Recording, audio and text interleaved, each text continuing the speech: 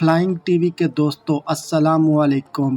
دوستوں آج ہماری منزل روس کا ایک اہم خوبصورت اور تاریخی خطہ ہے جہاں کی آبادی کا 3% مسلم ہے۔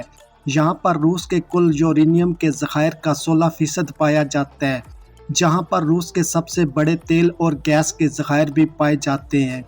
اس کے علاوہ یہاں پر بہت سی تاریخی اور ثقافتی سائٹس موجود ہیں۔ اس خطے کا نام ہے کرگن اور کرگن روس کا ایک اہم وفاقی خطہ ہے۔ اس خطے کا انتظامی اور مرکزی شہر بھی کرگن ہے۔ کرگن کی آبادی تقریباً 9 لاکھ افراد پر مشتمل ہے، جبکہ کل رقبہ 71,488 اسکوائر کلومیٹر پر مشتمل ہے۔ اس خطے کو 1943 میں سابقہ سوویت یونین کے دور میں پہلی دفعہ مکمل طور پر خود مختاری دی گئی۔ کرگن خطہ جنوبی روس، سائبیریا، یورل کے پہاڑی سلسلے میں واقع ہے۔ اس کی سرحدیں مغرب میں چیلیابنسک اوبلاست، شمال مغرب میں سویردولسک اوبلاست، شمال مشرق میں تیومن اوبلاست اور جنوب میں قازقستان سے ملتی ہیں۔ کرگن کی اگر آب و ہوا کی بات کی جائے تو یہاں پر سردیاں شدید اور گرمیاں قدرے خشک ہوتی ہیں۔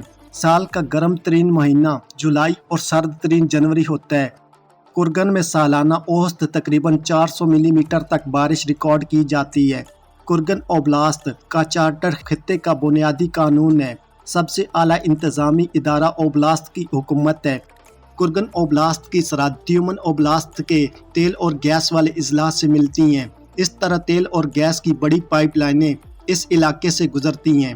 یورل اور سائبیرین آئل ریفائنریز اس خطے کے کافی قریب ہیں۔ کرگن اوبلاست میں بڑے معدنی اور صنعتی ذخائر موجود ہیں۔ کھانے پینے کی اشیاء میں گوشت، کریم اور خشک دودھ بھی یہاں پر تیار کیا جاتا ہے۔ 1941-42 کو دوسری جنگ عظیم کے دوران یہاں پر صنعت نے ترقی شروع کی۔ یہاں کا سب سے بڑا نسلی گروہ روسی ہیں، جو کل آبادی کا 92% بنتا ہے، جبکہ دیگر نسلی گروہوں میں تاتاری، باشکر، قازق اور یوکرینی نسل کے لوگ یہاں پر آباد ہیں۔ کل آبادی کا 3% مسلم بھی یہاں پر آباد ہیں۔ کرگن اوبلاست مغربی سائبیریا کے جنوبی حصے میں واقع ہے۔ مغرب سے مشرق تک یہ خطہ 430 کلومیٹر تک پھیلا ہوا ہے۔ شمال سے جنوب تک زیادہ سے زیادہ لمبائی 290 کلومیٹر ہے۔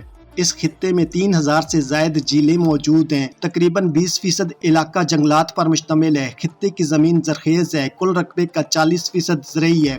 تعمیراتی سامان کے ساتھ ساتھ لوہے کے ذخائر تقریباً 2 بلین ٹن اور یورینیم کے ذخائر بھی کرگن میں پائے جاتے ہیں۔ روس کی یورینیم کے کل ذخائر کا 16% کرگن سے حاصل کیا جاتا ہے۔ کرگن اوبلاست سائبیریا کا ایک قسم کا گیٹ وے ہے۔ اہم شاہراہ بائیکل جنوبی یورل ریلوے، جسے ٹرانس سائبیرین ریلوے سسٹم بھی کہا جاتا ہے۔ قدرتی گیس اور تیل کی اہم پائپ لائنیں خطے سے گزرتی ہیں۔ کرگن دریائے تربول پر واقع کرگن اوبلاست کا شہر اور انتظامی مرکز ہے۔ اس شہر کی بنیاد 1553 میں رکھی گئی اور 19ویں صدی کے آخر تک ایک زرعی خطے کی شکل اختیار کر گیا۔ خاص طور پر اوماسک اور چیلیابنسک تک ریلوے کی تعمیر کے بعد دریائے تربول، جو نومبر سے مئی تک منجمد رہتا ہے، سال کے بقیہ حصے میں جاز رانی کے قابل رہتا ہے۔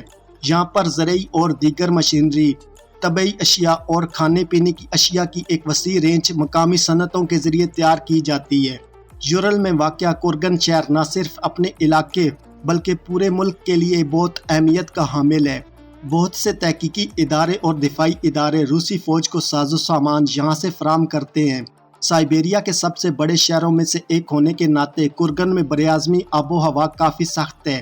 اس کی پوری تاریخ میں اسے بے شمار بار لوٹا اور جلایا گیا، لیکن ہر بار اسے خانہ بدوشوں نے دوبارہ آباد کیا۔ 1927 میں آخری بار خطے کے تاریخی نام کو دوبارہ محفوظ کیا گیا۔ یہاں پہلی روسی بستی 16ویں صدی کے وسط سے موجود تھی، لیکن خود اس شہر کی بنیاد 1679 میں رکھی گئی۔ جغرافیائی طور پر کرگن شہر عملی طور پر یوریشیا کے دل میں واقع ہے۔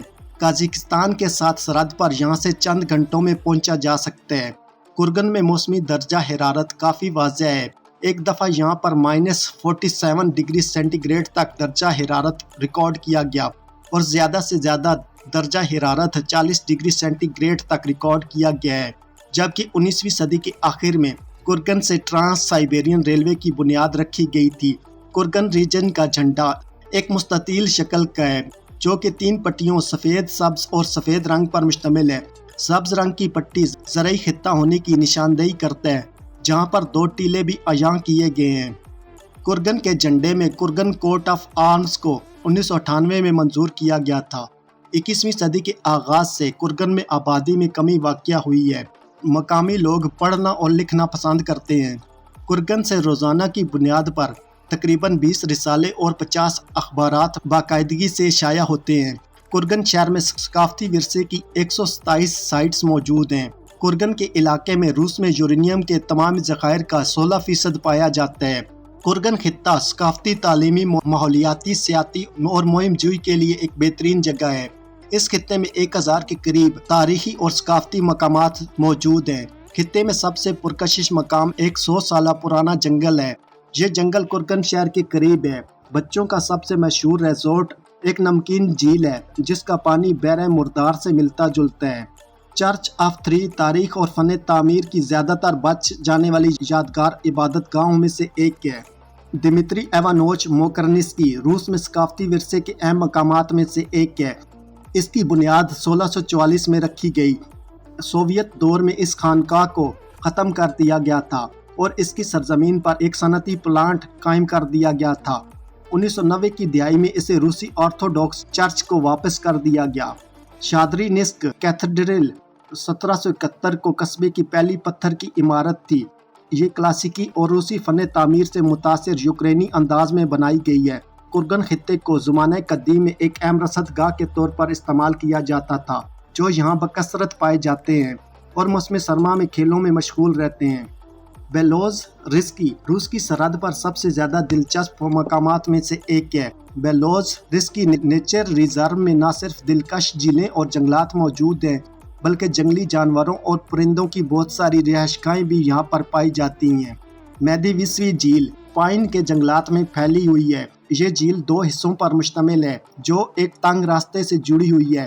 اس جھیل کی زیادہ سے زیادہ گہرائی 120 میٹر ہے۔ جھیل کے نمکین ہونے کی وجہ سے یہاں پر غوطہ خوری ممکن نہیں۔ یہ جھیل بحر مردار سے بھی زیادہ گہری ہے۔ یہاں پر ڈوبنا ناممکن ہے۔ پانی کی طرح اس جھیل کا کیچڑ بھی شفا بخش ہے۔ ایوانوف گاؤں کے قریب دریائے سینارا کے دائیں کنارے پر ایک اونچی پہاڑی ہے۔ پہاڑی پر سمندری مچھلیوں کی باقیات موجود ہیں جو یہ ثابت کرتی ہیں کہ یہاں پر ایک قدیم سمندر ہوا کرتا تھا۔ آئیون پتھر کو قدرتی یادگار کا درجہ دیا گیا ہے۔ یہاں کیمپ لگانا، خیمے لگانا اور الاؤ بنانا منع ہے۔ مٹی کے آتش فشاں ایروخنسکی ایروکھینا کے قریب ایک بہت ہی دلچسپ قدرتی جگہ ہے۔ یہاں پر درجنوں چھوٹے آتش فشاں موجود ہیں جن سے بلبلے نکلتے ہیں۔ کچھ جگہوں پر ان بلبلوں کی گہرائی 5 مربع میٹر تک پھیلی ہوئی اور گہرائی 10 میٹر سے زائد ہے۔ ڈیلامیشن ڈورمیشن خانقاہ اس علاقے کی سب سے مشہور اور خوبصورت تاریخی اور مذہبی یادگاروں میں سے ایک ہے۔